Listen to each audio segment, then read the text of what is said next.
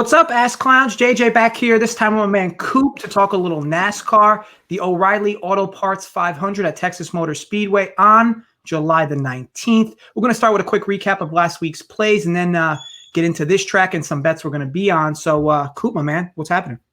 Hey, doing well, man. Thanks for having me back, and looking forward to another 1.5 mile track race tomorrow. Yeah, and I'm definitely interested in your insight on this one. I know it's got some similarities to last week as well. But quickly to recap last week, so we had 3 official plays. Chevy to win, which was plus 150, that lost. Chase Elliott top 5, which was my play, that lost. And Austin Dillon minus 115 versus Ryan Newman, that cashed. So 1 and 2 minus 1 flat unit. We will certainly look to get back on track this Sunday. No pun intended, right? But worth noting, the Sports Keg did hit 2 of their pre-race winners for top 5 drivers in, I believe it was Elliott and Hamlin from the All-Star race live on this channel from Wednesday. And then Mangone and I went a combined 3-0 in our PGA bets. So look, overall, good start to this week, and we'll look to roll some momentum right into this one. So, Coop, we have another 1.5 mile track here, just as you mentioned, in the heat of Texas. It looks like Harvick, Busch, and Hamlin are again at the top as favorites. Last week we were a bit heavy with Chevy, and I'll be honest, like at least I semi want to go back to that with certain drivers per se, because that race was quite a strange one, and even like our boy Chase the Kid was leading a good part of that race, and I felt like for like either 45 minutes to an hour he was the live betting favorite for that race, and then his pit crew, the dreaded pit crew, kind of struck him again. But what's your take on this race? Maybe some historics on it, and what we're looking to target coming in. It is, similar to last week in Kentucky. The one thing to look at is, you mentioned the heat. That's going to be a factor for the drivers when it comes to, staying hydrated. And then it probably is going to be a little slicker than what we've seen in the past. In the past, this race has been in the November in the fall, and then late March, early April in the spring. So, the track that they're going to be on is not something that they're familiar with. No practice. So, it could, change some of the setups, how they approach the race, things of that nature. But I think, it'll be pretty similar to what we've seen over the past couple of years. One thing I am looking at is track was repaved in 2017. And, I'm really looking at stats from 2017 to current. When looking at Texas, because when you get that repave in there, it kind of changes the characteristics of the track and how it drives. And, those are the 2 big things, is the heat and the repave that I'm focusing on. Now, this track in particular, do you know what the weather's going to be like? If it's going to be any rain? I'm not asking you to be a weatherman here, but I just know NASCAR's had their fair share of delays, and I can only imagine it would impact a track like this one where there's going to be expected to be a lot of heat. Do you know if any rain in the forecast? I mean, hopefully not. I don't think there's any rain in the forecast. I saw a tweet. I didn't go look in depth at it, and the tweet mentioned, a positive as far as the weather goes. So, I think it's going to be around 100 degrees and sunny. Now, something to mention, and this is not something you see all that common in NASCAR races. You got a Harvick here listed as a plus 300 favorite. That is extremely high for a race like this, just because, obviously anything could go wrong. Now, do you look at that as he deserves to be that big of a favorite and there's really no value in it regardless? Or is that like, he's not cheap enough, or he's not expensive enough? Like what's your take on Harvick in this race, and should he be the one that ultimately comes away with the win? Well, I think that, he might not be priced up high enough. If you look at his history, since 2017, he's won 3 of the 6 races. And 5 of the 6, he's finished in the top 5, and his worst finish is 8th. So he really likes this track. It suits his driving style. He knows where to put the tires as far as the lines go, and he's got an advantage that other drivers haven't been able to figure out over the last 3 years when it comes to this race. So yeah, Kevin Harvick.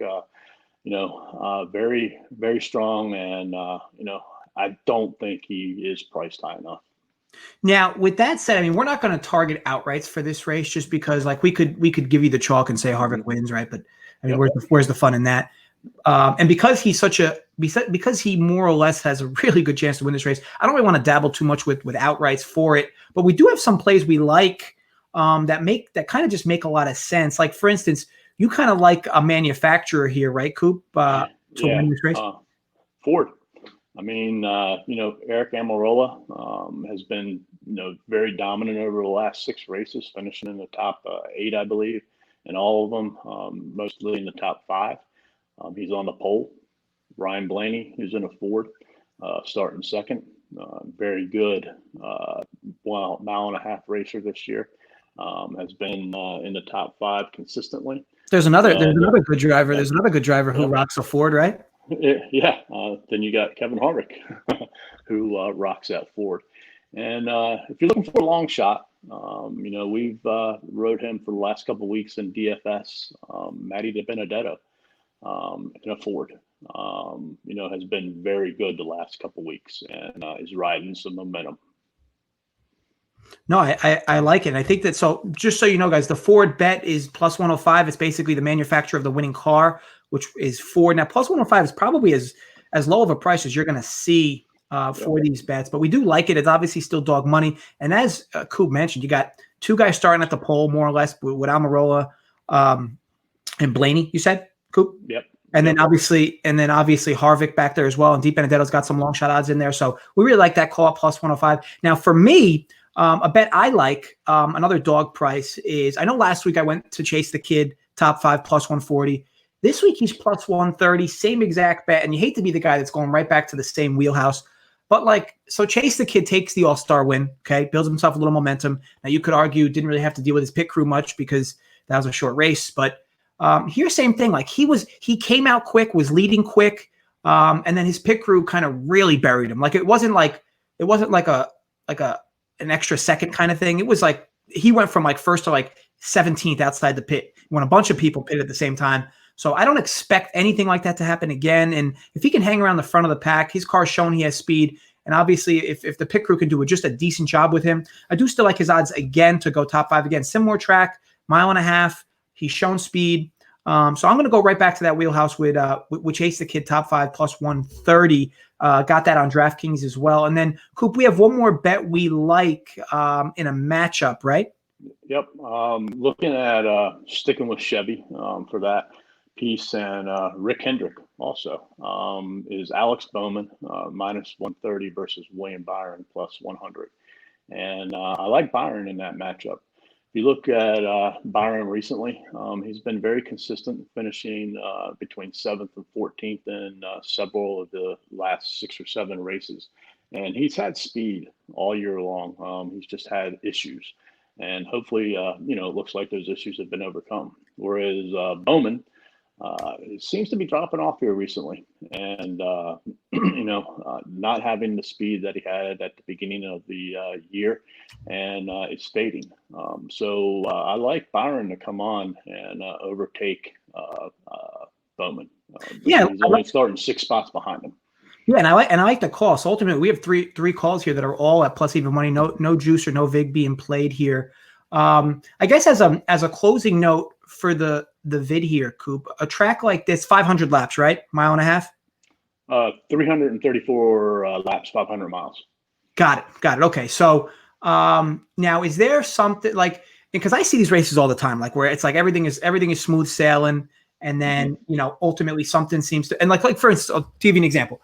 Harvick last week was nowhere to be found anywhere in that race. Okay. Yep. And then it's he creeps up. There was a few cautions late. And then who's at the front of the line in second place off a caution? Harvick, right? Yep. Is there a sleeper driver on this track, maybe with some good history or maybe with some extra steam coming in, that you might say, hey, you know what? I think there's a shot this guy maybe sneaks into the top 10, top 20. Won't be official play, but somebody maybe you got your eye on. Yeah. I keep riding on Matt DiBenedetto. Guy's starting 11th, and he's in a Ford, which is a good thing, and he's riding that momentum. He had a couple of good races in Pocono, but the finishes didn't result in that because of some accidents. And then he came back strong last week. And, he was strong earlier this year in Las Vegas, which is a similar track. He was strong in Kentucky, which is a similar track. And now, I wouldn't expect things to change this week. So Matt DiBenedetto would be my long shot, Cole Custer type driver to win. Awesome. Yeah, and I like the ballsiness to it as well. So just to recap, 3 plays from us: Chase Elliott top 5 plus 130, the manufacturer of the winning car being Ford plus 105, and William Byron over Alex Bowman plus 100. All those bets were found for us on DraftKings in New Jersey. But ultimately, we want to thank you all for watching. Good luck this weekend with all of your bets. Thanks, Coop, for popping in with me. I will see you all in a few hours for the Sports Kegs live UFC betting show that will be on this channel starting about 5 o'clock p.m. Eastern. So thanks again for popping in. Please like and subscribe to the video. Please like the video and subscribe to our channel if you aren't already. And look, stay safe, everyone.